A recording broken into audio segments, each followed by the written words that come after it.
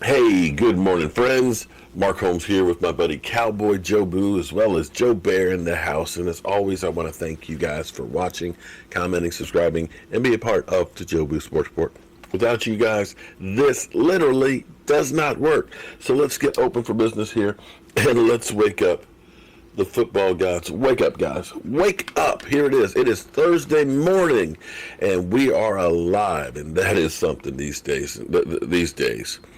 There is a lot going on in Minneapolis, Memphis, LA, and it's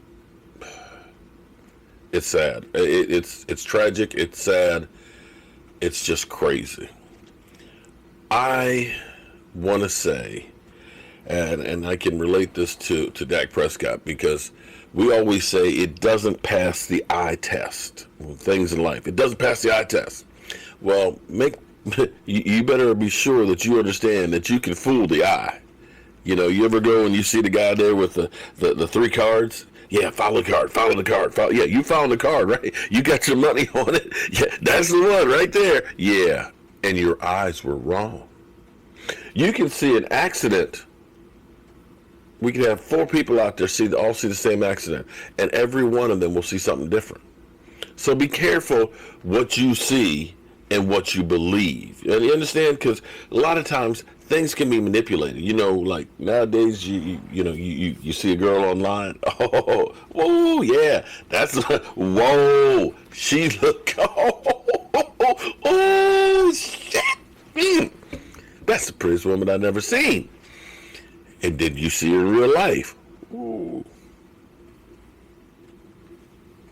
What? She's not bad looking, but who was the other person? Oh, that was me. Filters, lighting, makeup, poses. Because, you can take somebody who looks like they're super slim and trim. I could actually look like I ain't got a belly here. If you lean forward a little bit more, it changes the shape. So be careful what you see that you believe. That's all I'm going to say on that one. And thoughts, prayers, and hope that we get through all of this stuff better. Shit's got to change. We can't keep doing things the same way. I'm going to leave it right there. All right, so interesting point here. Tomorrow night, our live stream. Oh boy, we got a guest. We got a special guest. I'm gonna tease it a little bit, but we got a special guest here who did us a favor during the season. And we're gonna have him tomorrow. So I'll tease a little bit more later on, but yeah, we're gonna have him in live with us, and it's gonna be fun. We're gonna get some knowledge and things, and we're gonna do some good stuff to help other people at the same time. So be sure to tune in tomorrow night, 9 o'clock Eastern, for that. And we'll talk about that a little bit more later today. But here we go. It's kind of a slow day, We are waiting for training camps to get here. We've got the draft out the way. We got Aldon Smith reinstated. We're waiting to hear about Randy Gregory. We got CeeDee Lamb, of course, drafted. We got Dak Prescott's situation with the contract that we're waiting on getting done. We got till July 15th. So we're talking about, about a month and a half left to negotiate. And you've got two sides on this situation. People that say pay Dak, get this thing over with. Others that say take Andy Dalton, be that as it may. Either way, Mike McCarthy is happy about being in Dallas and happy about the personnel that he has. But this hit me this morning, really kind of interesting, because when I was talking to somebody, what transpires a lot is people don't realize that because you're a football player, that you're human too.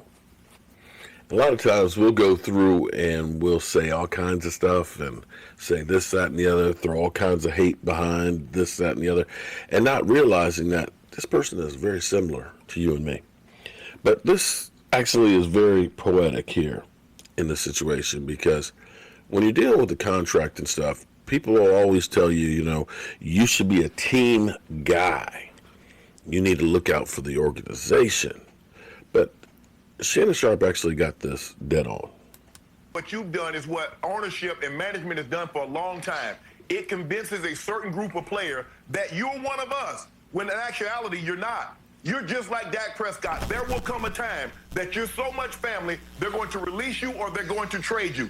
That's what they're going to do with family. See, when real family, Skip, you can't trade your son. You can't cut your daughter. But sometimes it's convinced, the ownership has convinced a lot of these players, we are the Cowboys, we are the Steelers, we are the Broncos. No, you're not. You're a player. And once you realize that that's all you are, yes, they will treat you fair. They will treat you comparable to your play. Jerry and Stephen Jones drew the battle line when they walked up to the podium and said, Dak needs to work with us. Dak needs to give us a discount. We are the Cowboys. We're America's team. He understands that. They drew the battle lines, not Dak. If we're going to negotiate, we're going to negotiate. My negotiator with your negotiator. We're not going public with this. But you went public early on because what you tried to do is drum up support and say if Dak doesn't accept exactly what we offer, he's being selfish. He doesn't care about us. He doesn't care about winning. And the fans are like, man, I'm making $100,000, and Dak got an opportunity to make $30 million, and he turns that down. Yes, because you can't put it into your relative term. You have to say, okay, you got a job, and you believe that you're worth $175,000, and all of a sudden your boss comes to you and say, nah, we just want to give you 50, 60. You're gonna say, hell no. And that's what Dak is saying. Dak says, I'm worth more than this. Skip, you have to realize, Ty Smith signed that 10-year deal 3 years into his deal. He chose to do that. But they made, at the time, they made him the highest paid. Zach Martin, the same thing. Travis Frederick, the same thing. So Dak is saying, and plus, there is no position more premium. That's what you told me. You said in your 40 years of covering, it is the most important, it is the most valuable position in all of pro sports. So linemen and receivers shouldn't make what a quarterback makes if the value is what you said it is. But this notion, and the Steelers should know better, is that they have, oh, we're a family, we're the Steelers. No, you're not. You're not a family. Those guys in that locker room, you are equal. They look at you guys as equal. Yeah, Ben Roethlisberger is a better player than a lot of you, and he makes accordingly. But if you think Ben Roethlisberger is a Rooney, you're crazy. If you think Ramon Foster and Marquise Pouncey was Rooney, they're crazy. That's an absurd way to think it.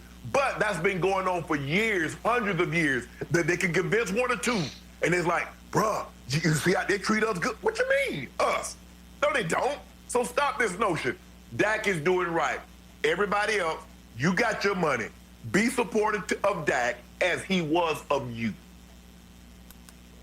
I can't take Skip. I can't take Skip. You notice how the narrative has changed on that show where Shannon Sharpe is now more of the Dak defender and Skip Bayless is more of the, my Dallas Cowboys, Dak Prescott, I'll take Andy Dalton. It's only 4 points. Whatever.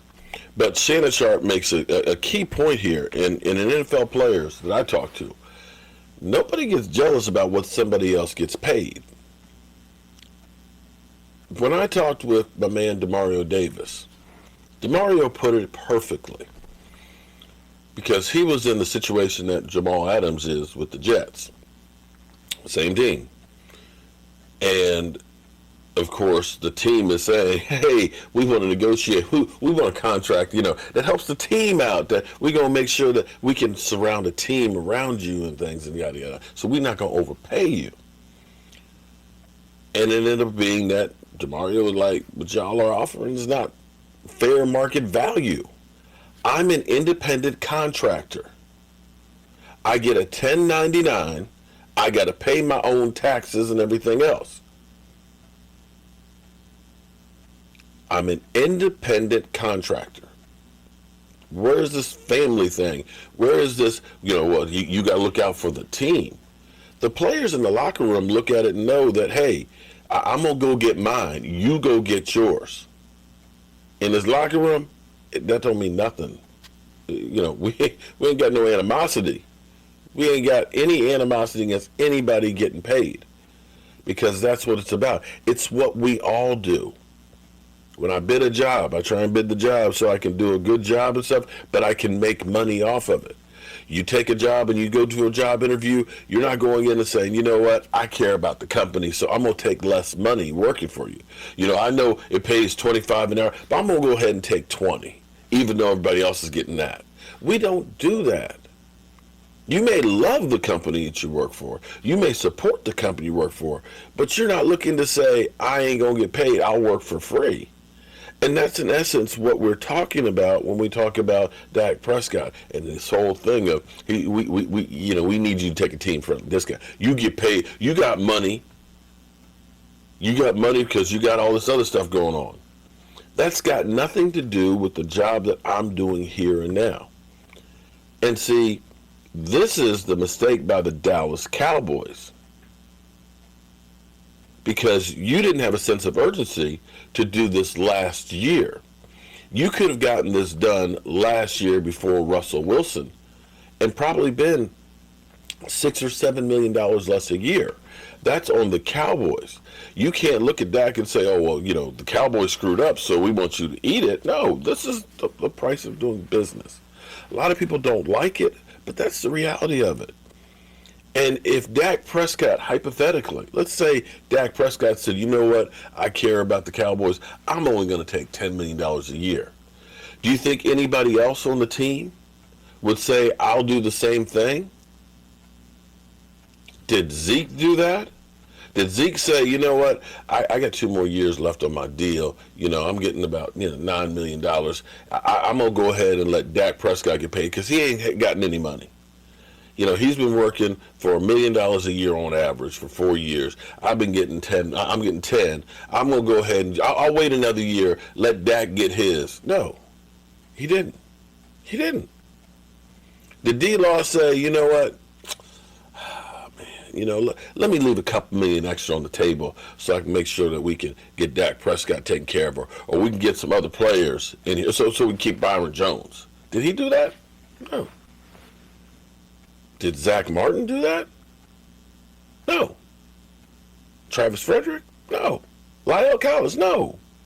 Did anybody do that? No.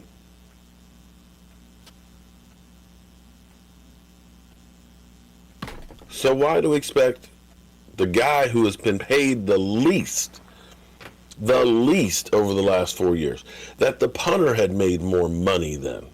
Why do we expect him to turn around and say, I'm not going to take market value? I don't understand it myself, but maybe you guys can explain it to me. All right, I'm going to go up here. I'm going to get me some work done, and I will see you guys later.